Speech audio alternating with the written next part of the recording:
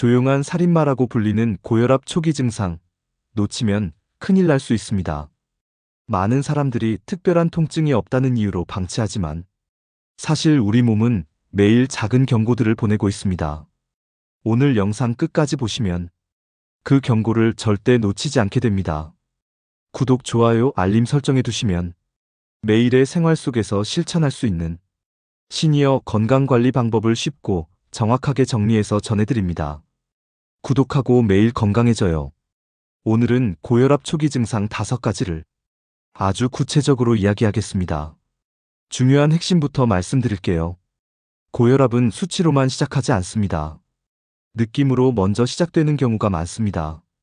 문제는 그 느낌이 너무 흔해서 대부분 피로 탓, 나이 탓, 스트레스 탓으로 돌리고 넘어간다는 점입니다. 그래서 오늘은 흔하지만 위험한 신호를 하나씩 구분해드리고 집에서 스스로 점검하는 방법과 병원에 가야 하는 기준까지 현실적으로 정리해드리겠습니다. 먼저 고혈압이 왜 무서운지 짧고 정확하게 이해하고 가겠습니다.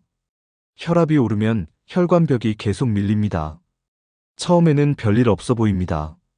하지만 그 힘이 매일 반복되면 혈관의 겉과 속이 조금씩 변합니다. 혈관벽은 두꺼워지고 탄력은 줄어들고 안쪽은 미세한 상처가 반복됩니다. 그 상처를 메우려고 몸은 염증 반응과 굳어지는 반응을 일으키고 시간이 지나면 혈관은 더 딱딱해지고 더 좁아지기 쉬운 상태가 됩니다. 이 변화는 한 부위에서만 끝나지 않습니다. 뇌혈관, 심장으로 가는 혈관, 신장혈관, 눈의 미세혈관이 특히 민감하게 영향을 받습니다. 즉, 고혈압은 한 군데만 아픈 병이 아니라 몸 전체의 혈관과 장기를 조용히 지치게 만드는 병입니다. 그리고 여기서 더 중요한 사실이 있습니다. 사람마다 신호가 다르게 옵니다. 누군가는 두통으로 시작하고, 누군가는 가슴 두근거림으로 시작하고, 누군가는 눈이 침침해지는 것으로 시작하며, 누군가는 손발 저림과 붓기로 시작하고, 누군가는 이유 없는 피로와 숨참으로 시작합니다. 그러니 오늘 5가지 중 하나라도 내 이야기 같다면 끝까지 보시고 바로 실천으로 옮겨주세요. 고혈압은 일찍 알아차릴수록 관리가 쉬워지고 합병증 위험을 낮추는데 훨씬 유리합니다. 이제부터 5가지 신호를 아주 깊게 들어가 보겠습니다. 각 신호마다 어떤 느낌이 고혈압과 더 닮아 있는지, 어떤 상황에서 더 잘 나타나는지, 비슷한 증상과 어떻게 구분할지, 집에서 바로 할 수 있는 점검법은 무엇인지, 병원 진료가 필요한 기준은 무엇인지, 이 순서로 설명드리겠습니다. 첫 번째 신호, 머리가 묵직한 두통. 많은 분들이 머리가 무거우면 가장 먼저 이렇게 생각합니다. 잠을 덜 잤나 보다. 스트레스가 쌓였나 보다. 날씨가 그래서 그런가 보다. 목이 뻐근해서 그런가 보다. 이런 판단 자체는 자연스럽습니다. 하지만 고혈압과 연결되는 두통은 몇 가지 특징이 겹치는 경우가 많습니다. 고혈압성 두통에서 자주 말하는 느낌은 이런 표현입니다. 아프다기보다 눌리는 느낌이다. 머리 안이 꽉 찬 느낌이다. 머리 전체가 조여오는 느낌이다. 특히 목 뒤쪽과 머리 뒤쪽이 묵직하다. 눈이 함께 피곤하고 초점이 잘 안 잡힌다. 어깨, 목이 함께 뻣뻣해진다. 여기서 중요한 포인트는 통증의 강도보다 패턴입니다. 가끔 한번 아프고 끝나는 두통은 원인이 다양합니다. 하지만 비슷한 패턴이 반복된다면 이야기가 달라집니다. 이런 패턴이면 더 주의해야 합니다. 기상 직후 머리가 유독 무겁고 시간이 지나면 조금 나아진다. 고개를 숙이거나 힘을 줄 때 더 심해진다. 계단을 오르거나 조금만 빨리 걸어도 머리가 꽉 찬 느낌이 커진다. 어지러움이나 눈의 침침함이 함께 온다. 진통제를 먹어도 개운하게 풀리지 않고 다시 반복된다. 이 조합이 반복된다면 그냥 두통이 아니라 혈관이 보내는 경고일 수 있습니다. 왜 이런 일이 생길까요? 혈압이 높아지면 머리로 가는 혈관도 그 압력을 그대로 받습니다. 우리 몸은 혈압 변화를 일정 수준에서 자동으로 조절하려고 합니다. 하지만 혈관이 예민하거나 탄력이 떨어진 상태에서는 그 조절이 매끄럽지 않을 수 있습니다. 이때 머리 주변의 혈관 긴장과 혈류 변화가 두통으로 느껴질 수 있습니다. 특히 아침 시간은 몸이 잠에서 깨어나며 긴장 모드로 전환되는 과정이 겹칩니다. 이 과정에서 심장이 더 힘차게 뛰고 혈관이 수축하고 혈압이 올라가기 쉬운 조건이 만들어집니다. 그래서 아침에 목 뒤가 뻐근하고 머리가 무겁다면 그날만 넘기지 말고 혈압을 확인해 보는 습관이 필요합니다. 다만 한 가지를 분명히 말씀드릴게요. 두통이 있다고 모두 고혈압은 아닙니다. 목 근육 긴장, 수면 부족, 탈수, 저혈당, 눈의 피로, 편두통, 감기, 몸살, 약물 영향 등 다양한 원인이 있습니다. 그럼에도 불구하고 고혈압을 의심해야 하는 이유는 두통 자체가 아니라 두통이 다른 신호들과 묶여서 반복될 때입니다. 고혈압을 의심해야 하는 두통의 조합을 다시 정리해 드리겠습니다. 반복된다. 아침에 더 심한 날이 많다. 힘을 주거나 움직일 때 더 심하다. 눈이 침침하거나 어지러움이 함께 온다. 가슴 두근거림이나 숨참과 함께 오는 날이 있다. 이때 집에서 할 수 있는 점검법이 있습니다. 머리가 무겁다고 느끼는 그 순간에 잠깐 멈추고 어깨에 힘을 빼고 숨을 천천히 길게 내쉬어 보세요. 숨을 내쉬는 시간이 길어질수록 몸의 긴장 신호가 내려갑니다. 그 다음 가능하면 혈압을 측정해서 기록하세요. 여기서 핵심은 한 번의 수치가 아니라 반복 패턴입니다. 머리가 무거운 날에 혈압이 함께 올라가 있는지, 짠 음식을 먹은 다음 날 더 심해지는지, 잠을 설친 날에 더 심해지는지, 스트레스가 큰 날에 더 심해지는지, 이 패턴을 잡아내면 관리가 훨씬 쉬워집니다. 혈압을 잴 때도 정확도가 중요합니다. 집에서 재도 들쭉날쭉하다고 말씀하시는 분들이 많은데 대부분은 측정 환경이 흔들려서 그렇습니다. 가능하면 측정 전에는 잠깐 앉아서 숨을 고르고 다리를 꼬지 않고 팔은 편안히 받치고 말하지 않고 같은 시간대에 반복하는 것이 도움이 됩니다. 이렇게만 해도 측정값이 훨씬 안정적으로 나옵니다. 그리고 꼭 기억하셔야 할 진료 기준이 있습니다. 두통이 반복되는데 점점 양상이 달라지고 강해진다. 갑자기 경험해 본 적 없는 강한 두통이 온다. 두통과 함께 시야 이상, 말이 어눌함, 한쪽 힘 빠짐, 심한 어지러움, 구토가 동반된다. 이 경우는 집에서 버티는 것이 아니라 즉시 의료진의 판단이 필요한 상황일 수 있습니다. 특히 갑자기 발생한 신경학적 증상은 고혈압 자체뿐 아니라 뇌혈관 문제와도 연결될 수 있으니 지체하지 않는 것이 안전합니다. 두 번째, 신호 가슴 두근거림과 박동이 고르지 않은 느낌. 가슴 두근거림은 매우 흔합니다. 그래서 많은 분들이 이렇게 말합니다. 긴장해서 그래. 커피를 마셔서 그래. 잠을 못 자서 그래. 그런데 고혈압이 시작될 때 심장은 실제로 더 큰 부담을 받습니다. 혈관이 버티는 힘이 커지면 심장은 같은 양의 피를 내보내기 위해 더 강하게 수축해야 합니다. 마치 무거운 문을 밀어야 하는 상황처럼 심장은 더 큰 힘을 계속 쓰게 됩니다. 그 과정이 몸의 감각으로는 두근거림, 가슴이 쿵하는 느낌, 맥이 건너뛰는 느낌, 답답함으로 나타날 수 있습니다. 이때 중요한 점은 두근거림의 성격입니다. 기분이 놀라서 잠깐 빨라졌다가 금방 정상으로 돌아오는 경우도 있습니다. 하지만 고혈압과 연결되어 의심해 볼 만한 경우는 이런 특징이 겹칠 때입니다. 자주 듣는 표현은 이렇습니다. 가슴이 쿵하고 크게 한번 뛴다. 맥이 순간 빨라졌다가 갑자기 멈춘 듯하다. 가슴이 답답하고 숨이 함께 가빠진다. 누우면 심장 소리가 더 크게 느껴진다. 휴식 중인데도 두근거림이 갑자기 온다. 밤에 조용할 때 더 크게 느껴져서 잠이 깬다. 여기서 또 하나 중요한 포인트는 동반 증상입니다. 두근거림이 있을 때 어지러움이 함께 오는지, 식은땀이 나는지, 가슴 통증이나 압박감이 있는지, 숨이 차는지, 시야가 흐려지는지, 이런 동반 증상은 단순한 긴장 반응인지 심장과 혈관이 실제로 과부하인지 구분하는 데 큰 힌트가 됩니다. 특히 조심해야 할 조합이 있습니다. 두근거림에 더해서 두통이나 어지러움이나 시야 흐림이 함께 온다. 이 조합은 몸이 혈압 변화를 크게 겪고 있을 가능성이 있습니다. 또한 두근거림이 길게 지속되거나 점점 잦아지거나 이전과 다르게 불규칙하게 느껴진다면 진료로 확인하는 것이 안전합니다. 두근거림이 잘 오는 상황도 알아두면 좋습니다. 기상 직후 급하게 계단을 오를 때, 카페인 음료를 마신 뒤, 화가 난 직후, 식사 직후 갑자기 졸리고 가슴이 뛸 때, 잠이 부족한 날, 술을 마신 다음 날, 이런 상황은 혈압과 심박을 올리는 조건이 겹치기 쉽습니다. 그래서 이럴 때 나타나는 두근거림을 자주 무시해버립니다. 하지만 반복된다면 기록이 필요합니다.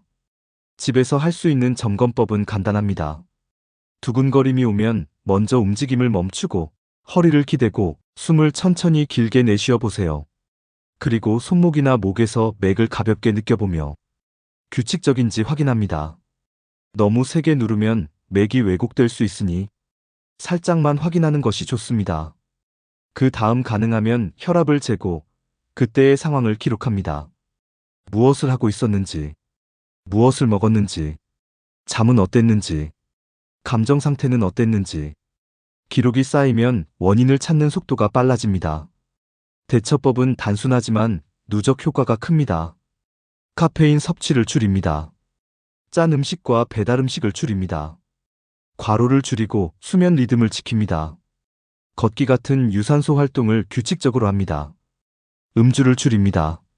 스트레스를 한 번에 폭발시키지 않도록 중간중간 풀어주는 습관을 만듭니다. 그리고 꼭 말씀드릴 중요한 기준이 있습니다. 두근거림이 오래 지속된다. 가슴 통증이 동반된다. 숨쉬기 자체가 힘들어진다.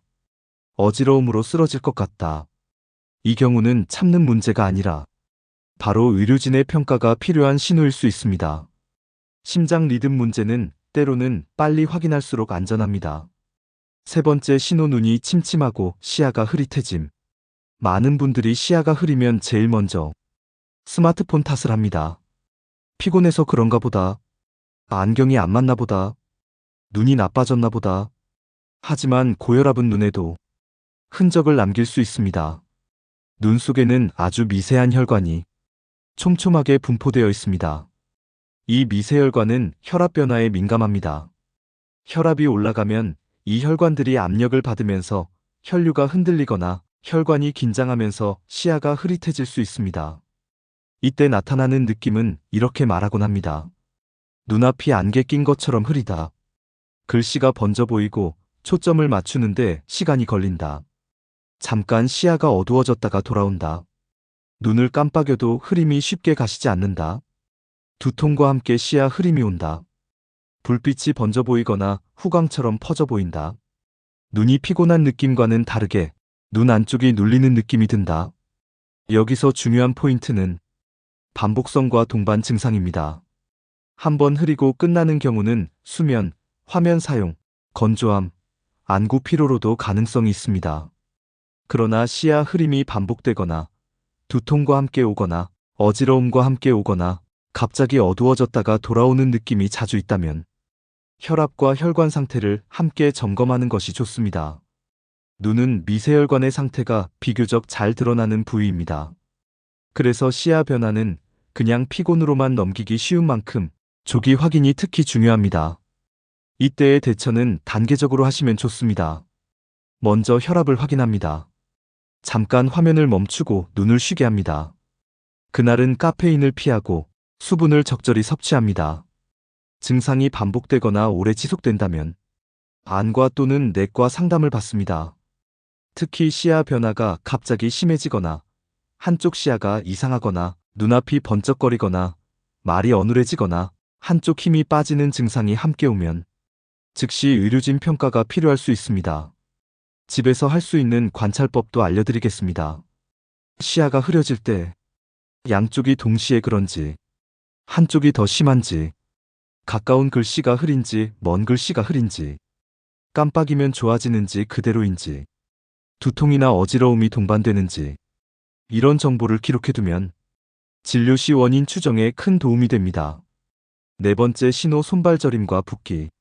손발저림은 정말 흔합니다. 그래서 다들 이렇게 넘깁니다. 자세가 안 좋았나 보다. 혈액순환이 안 되나 보다. 추워서 그런가 보다. 그런데 고혈압은 말초혈관에 부담을 줄 수 있습니다. 손끝 발끝은 심장에서 멀기 때문에 혈류 변화에 민감합니다. 혈관이 딱딱해지고 좁아지는 방향으로 변할수록 말단으로 가는 혈류가 흔들리기 쉬워집니다.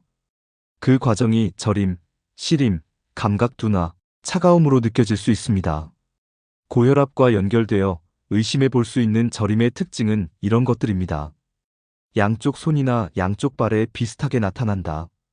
저림이 반복되고 어느 날은 유독 심해진다. 손발이 차가운 데에 저림이 함께 나타난다. 저림이 두통이나 시야 흐림이나 두근거림과 같은 다른 신호와 함께 겹친다. 가만히 있어도 저림이 나타나고 자주 깬다. 하지만 저림은 고혈압만의 신호는 아닙니다.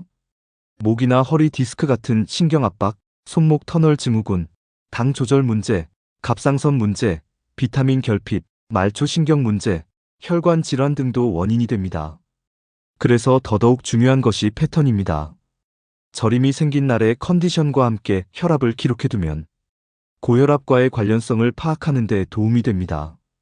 그리고 저림과 함께 자주 오는 것이 붓기입니다. 특히 발목, 종아리, 손등, 손가락 마디가 붓고 저녁이 되면 신발이 꽉 끼는 느낌이 들고 반지가 갑자기 답답해지고 피부를 눌렀을 때 자국이 남는 느낌이 있다면 그날의 염분 섭취와 활동량과 혈압 상태를 함께 점검해 보셔야 합니다. 붓기는 단순히 물을 많이 마셔서 생기는 것만이 아닙니다. 짠 음식을 많이 먹으면 몸은 수분을 붙잡아 두려고 하고 그 결과 붓기가 심해질 수 있습니다. 또한 오래 앉아 있거나 오래 서 있으면 다리 쪽으로 체액이 몰리며 저녁 붓기가 커질 수 있습니다. 고혈압 자체가 이런 흐름을 더 악화시키는 방향으로 작용할 수 있습니다. 특히 고혈압이 오래 지속되면 신장 기능에도 부담을 줄 수 있고 그러면 체액 조절이 더 불리해질 수 있습니다. 그래서 반복되는 붓기는 혈압과 함께 확인해 보는 것이 안전합니다. 완화에 도움이 되는 생활 습관은 의외로 단순하지만 꾸준히 하면 효과가 큽니다. 싱겁게 먹는 연습을 합니다. 국물 음식, 젓갈, 가공식품, 반찬의 간을 줄입니다. 물을 너무 적게 마시지 않습니다.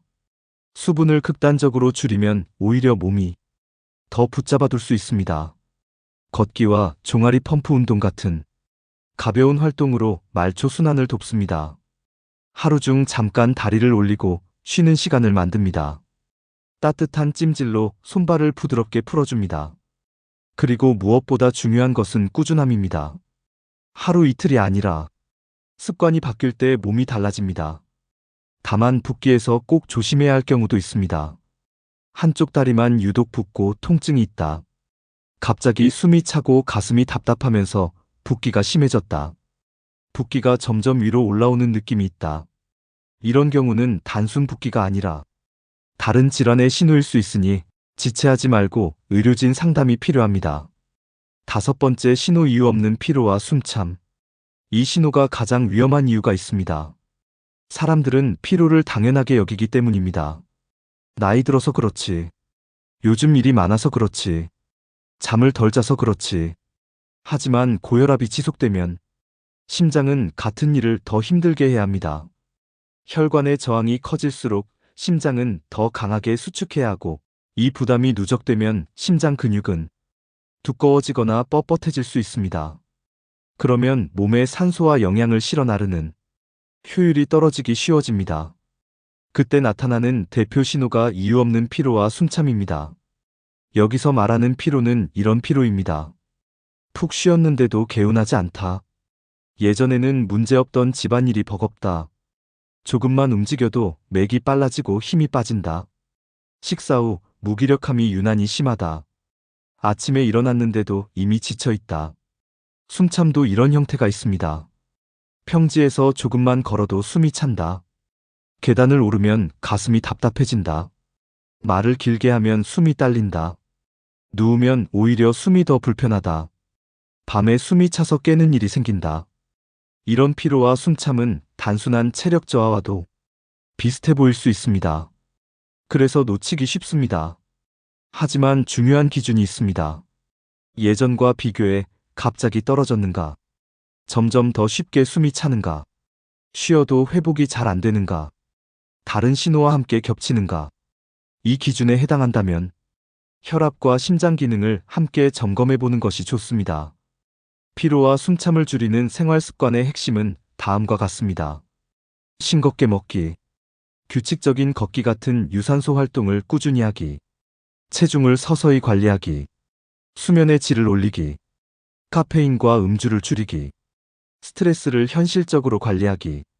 여기서 스트레스 관리는 스트레스를 없애는 것이 아니라 몸에 쌓이기 전에 풀어주는 루틴을 만드는 것입니다. 가벼운 산책, 느린 호흡, 잠들기 전 화면 줄이기, 규칙적인 기상 시간 유지. 이런 작은 루틴이 혈압과 심박을 안정시키는데 실제로 도움이 됩니다. 그리고 피로와 숨참이 있을 때 특히 주의해야 할 경우가 있습니다. 가슴 통증이나 압박감이 동반된다. 식은땀이 난다. 어지러워 쓰러질 것 같다. 숨이 차서 말을 하기 어렵다. 이 경우는 집에서 관리로 버티는 문제가 아니라 즉시 의료진의 평가가 필요한 신호일 수 있습니다. 이제 5가지 신호를 다시 한번 정리해 드리겠습니다. 머리가 묵직하다. 가슴이 두근거린다. 눈이 침침해진다. 손발이 저리고 붓는다. 이유 없이 지치고 숨이 찬다. 이 5가지 중 하나라도 반복된다면 그건 나이 탓이 아니라 혈압이 보내는 신호일 수 있습니다. 여기서 시니어분들을 위한 현실적인 체크 습관을 추천드립니다. 첫째, 일상에서 몸이 이상하다고 느끼는 순간을 가볍게 넘기지 않기. 둘째, 짠 음식을 먹은 다음날 몸이 어떤지 관찰하기. 셋째, 잠을 설친 다음날 증상이 심해지는지 확인하기. 넷째, 가벼운 걷기를 시작하고 전후 컨디션을 비교하기. 다섯째, 혈압은 한 번이 아니라 반복 패턴으로 보기. 여섯째, 증상이 있었던 날의 시간대와 상황을 간단히 메모하기. 일곱째, 나 혼자 추측으로 끝내지 말고 반복되면 의료진과 함께 확인하기. 혈압 관리는 결국 습관 관리입니다. 하지만 습관은 결심만으로 바뀌지 않습니다. 환경을 바꿔야 합니다. 예를 들어, 국물을 남기기 쉽게 작은 그릇을 쓰는 것, 짠 반찬을 식탁에서 멀리 두는 것, 식사 전에 먼저 물 한 잔을 마시는 것, 집 안에서라도 매일 같은 시간에 잠깐 걷는 것, 잠들기 전 뉴스나 자극적인 영상을 줄이는 것. 이런 작은 변화가 쌓여서 혈압을 안정시키는 방향으로 몸을 돌려놓습니다. 그리고 마지막으로 응급신호를 아주 분명히 알려드리겠습니다. 갑자기 경험해 본 적 없는 극심한 두통이 온다. 가슴 통증이나 강한 압박감이 있다. 말이 어눌해지거나 얼굴 한쪽이 처지거나 한쪽 팔다리에 힘이 빠진다. 시야가 갑자기 크게 이상해지거나 한쪽이 잘 안 보인다. 숨쉬기 어려울 정도로 호흡이 힘들다. 이럴 때는 지체하지 말고 즉시 도움을 받아야 합니다. 이건 집에서 버틸 문제가 아닙니다.